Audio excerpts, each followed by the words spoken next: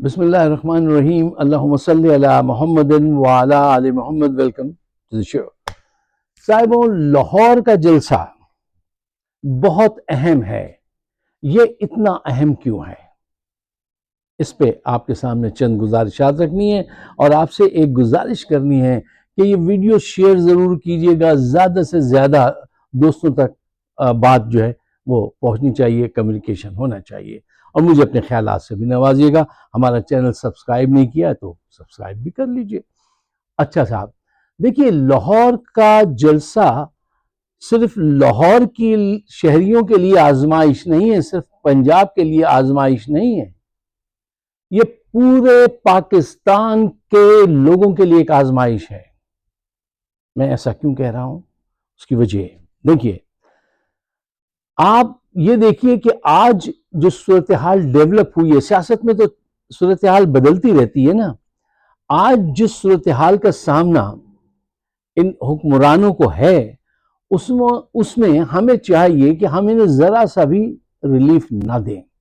آپ نے دیکھا نا، باکسنگ میں ہمارے سیاست جو ہے وہ جمہوریت تو بڑی ریسپیکٹفل چیز ہے، یہاں تو دھینا مچتی اور فائٹنگ ہی ہوتی ہے۔ تو میں بھی اسی کی مثالیں لا کے آپ کے سامنے رکھتا ہوں۔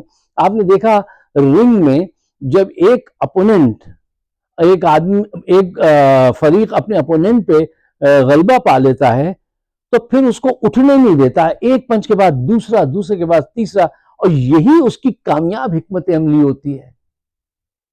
پھر اٹھنے نہیں دینا چاہیے۔ دیکھیے، جو آپ کا جلسہ ہوا اسلام آباد میں 22 کو، وہ ایک بہت بڑا پنچ ان کو پڑا۔ اب ان کو مسلسل یہ جو ابھی یہ ترامیم لائے تھے، ایک بہت بڑا ڈینٹ پڑا، بہت بڑا پنچ پڑا۔ اچھا، اب ساری دنیا میں، پاکستان میں تو سب جانتے ہیں کون بدماش ہے، کیا کر رہا ہے، وہ کتنا پڑھ لکھا ہے، وہ کیسی ڈیموکریسی کر رہا ہے۔ یہ آج اس حالت میں ہیں کہ اب ان کو اٹھنے نہیں دینا اس وقت تک جب تک کہ نئے الیکشن نہ ہو جائیں، نئی حکومت نہ آ جائے۔ اچھا، اس کے لیے آج یہ کوشش جاری رکھیں گے نون لیگ والے اور عاصم منیر کہ لاہور کا جلسہ جو ہے وہ وہاں جا کے ان کی یہ جو وننگ اس وقت سچویشن ہے، اس کو روک دیا جائے، جلسہ نہ ہونے دیا جائے۔ ان کے اختیار میں یہی ہے نا کہ یہ کنٹینر لگا دیں گے، اب تک اجازت نہیں دی ہے، یہ اس کو روک لیں گے، یہ ہے ان کے ہاتھ میں، ہم مانتے ہیں، یہ کر لیں۔ اس کے باوجود بھی جلسہ کامیاب ہوگا۔ اب پوچھئے کیوں، کیسے؟ دیکھیے، جلسے کا مقصد جو ہوتا ہے اس پہ ذرا ڈیٹیل میں ابھی بات کریں گے۔ آپ اگر لاکھوں کی تعداد میں مینار پاکستان میں بڑی تعداد میں جمع ہو جاتے ہیں، اور ورس کم ورس، صلی اللہ علیہ وسلم نے کہا تھا کسی بھی کام کرنے میں اس کی ورس کو سوچ لیا کرو، کیا ہو سکتا ہے۔ ورس یہ ہو گیا، لیٹس سپوز کہ اسٹیج نہیں بننے دیا، کنٹینر کھڑے کر دیے، لوگوں کو گھر سے اٹھا لیا، یہی کر سکتے ہیں نا۔ اس کے باوجود اگر وہاں پہ لاکھوں لوگ جمع ہو گئے تو نیوز بن گئی، پوری دنیا نے دیکھ لیا۔ دیکھیے، یہ اگر اجازت دیتے ہیں تو یہ پھنستے ہیں، اجازت نہیں دیتے تو یہ اور زیادہ پھنستے ہیں۔ کیوں؟ پھر آپ مختلف ٹولیوں کی شکل میں پورے شہر میں مارچ کریں، ہر جگہ کی ویڈیو بنائیں اور اس کو شیئر کریں۔ مینار پاکستان میں اتنی بڑی تعداد میں کھڑے ہو کے صرف اگر آپ آزادی کے گیت گاتے رہیں اور اس کی تصویر، عمران خان کی تصویر لے کے کھڑے ہو جائیں تو آپ کا مقصد حل ہو جائے گا، نیوز بن جائے گی، پوری دنیا دیکھ لے گی کہ یہ دیوانے کس کے ہیں، یہ کس کی پکار پہ لبیک کہنے کے لیے یہاں پر آئے ہیں۔ جو اصل مقصد ہے وہ یہ ہے۔ اچھا، اب کچھ دوست یہ ایسی بحث بازی کرتے ہیں کہ فائق صاحب اس کا کیا وہ ہے فائدہ، اس سے کیا ہوگا؟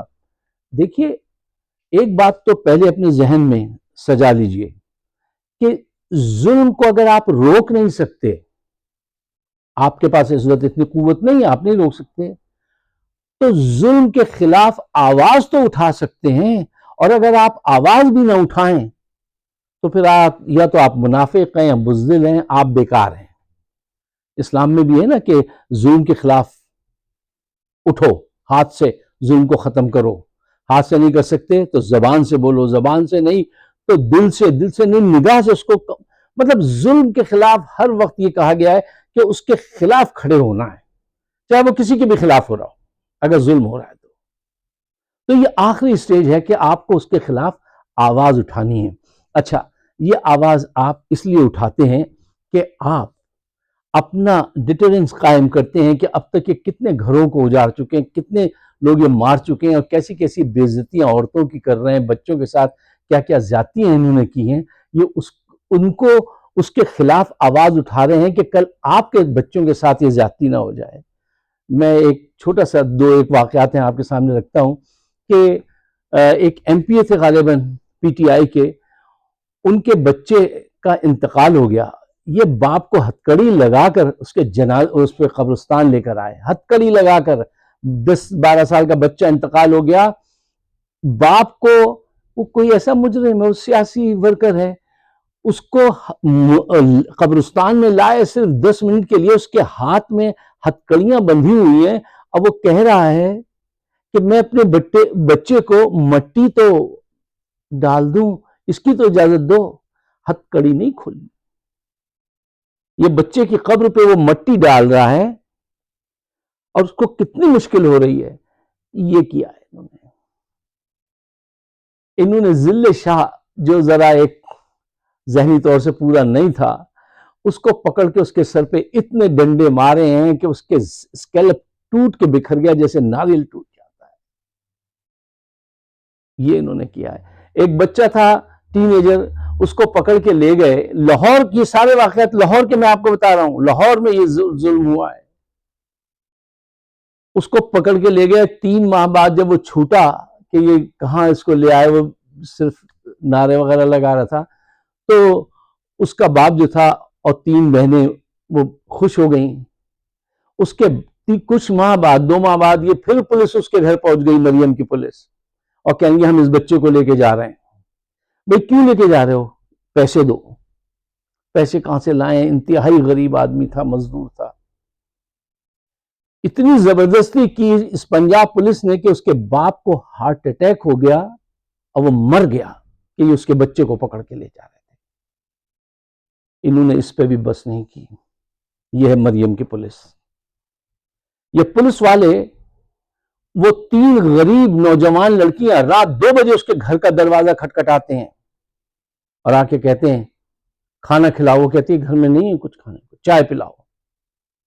یہ سارے ظلم یہ کر رہے ہیں، اور اس پولیس کو عاصم منیر نے جا کے تمغے پہنائے، اپریشیٹ کیا کہ تم بہت زبردست طرح سے کام کر رہے ہو، اور کام یہ ہو رہا ہے۔